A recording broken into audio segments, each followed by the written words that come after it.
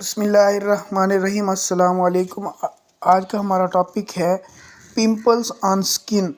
Acne भी हम जिसको कहते हैं, चेहरे के ऊपर कील, मुहासे और छाइयाँ भी हम इसको कह सकते हैं।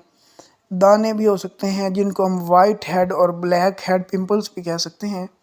ये तकरीबन वो बीमारी है जो हर आदमी को, मेल या फीमेल को, जो है लाइफ के किसी हिस्से में ज़रूर होती है। 80 से 90% लोग जो है इस डिज़ीज़ से गुज़रते हैं। और सबसे ज़्यादा मेन जब बुलूगत की उम्र होती है, एडोलेसेंस के अंदर जो है ये डिज़ीज़ कॉमन होती है। और अब हम बात करेंगे कि इससे हम अचानक या अब्रप्ट रिलीफ या जो है इससे हम किस तरह से जो है ना छुटकारा हासिल कर सकते हैं। तो सबसे पहले जब भी दाने जो हैं, हमारे पिंपल्स जो हैं वो फेस पर बने, तो हम जो है इसको छीलें ना, पिक ना करें। जैसे ही एक तो ये हमारे पास एक डिज़ीज़ होती है, फिर ऊपर से हमारे हाथ के जर्म्स हैं उसको टच करते हैं, और जैसे हम इसको छीलते हैं या पिक करते हैं तो ये जो है जल्दी ख़त्म होने की बजाय इसको हम 4 से मल्टीप्लाई करें, तो फिर इसको अगर 2 हफ़्ते लगने हैं ट्रीटमेंट को, तो फिर इसको 8 हफ़्ते जो है इसके ट्रीटमेंट पर लग जाते हैं।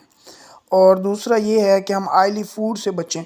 जितना ज़्यादा हम ऑयल से बचेंगे, चूँकि ऑयल का क्या काम होता है, हमारी जिल्द के अंदर सेबेशियस ग्लैंड होते हैं, उसको ऑयल जो है वो एक्टिव कर देता है, और उसकी वजह से पिंपल्स और जो है ये चीज़ें जो है वो ज़्यादा बढ़ना शुरू हो जाती हैं। तो कौन से ऑयली फूड्स हैं? नट्स, फिशेस, और इसके अलावा मीट्स और मिल्क जो है, और पोल्ट्री प्रोडक्ट्स भी।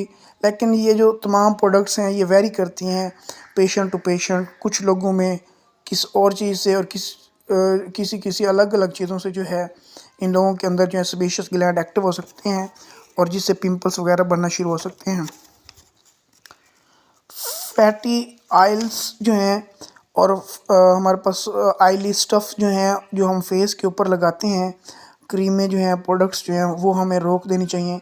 अगर हम इसको होम रेमेडी या आसान तरीके से इससे छुटकारा हासिल करना चाहते हैं, तो हमें सबसे ज़्यादा एलोवेरा जो है वो इस्तेमाल करना चाहिए, और उससे बहुत ज़्यादा अच्छे नताइज जो हैं हमें हासिल होते हैं। और कुछ प्रोडक्ट्स या कॉस्मेटिक्स जो हैं हम खुद मार्केट से ले लेते हैं, जिनमें स्टीरॉइड्स क्रीम वगैरह होती हैं, और बार बार हम लगाते रहते हैं, और उसके बार बार लगाने से इसका जो क्योर रेट है वो बहुत कम हो जाता है, और बल्कि लॉन्ग टर्म्स जो है ये बीमारी हमारे साथ चिपक जाती है। इसके स्टीरॉयडल क्रीम्स जो होती हैं, इससे थोड़ी देर तो आराम आ जाता है, लेकिन फिर इसके बाद जब ये दोबारा दाने निकलते हैं, तो फिर इसका जो ट्रीटमेंट है वो बहुत ज़्यादा देर तक करवाना पड़ता है, और इसके क्योर होने के चांसेस भी बहुत कम हो जाते हैं। एक स्पेशल क्रीम है जिसके अंदर रेटिनोइक एसिड्स या रेटिनॉइड्स कंपाउंड्स मौजूद होते हैं। वो जो है हमारे जो स्किन के डॉक्टर हैं वो रिकमेंड करते हैं, और इसका रिज़ल्ट भी बहुत अच्छा है। उसको हम एडेप्लिन कहते हैं। ये 3rd जनरेशन रेटिनॉइड्स प्रोडक्ट्स हैं।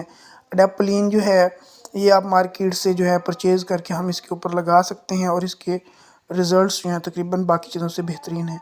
और इस क्रीम के लगाने का तरीका ये है कि हम ये रात को लगाएं, कॉटन के साथ लगाएं। सिर्फ जो हमारे पास ब्लैक हेड्स या पिंपल्स या दाने हैं उनके ऊपर थोड़ा थोड़ा जो है उसके ऊपर लगाएं, बल्कि उससे जो है रिज़ल्ट बेहतर आता है।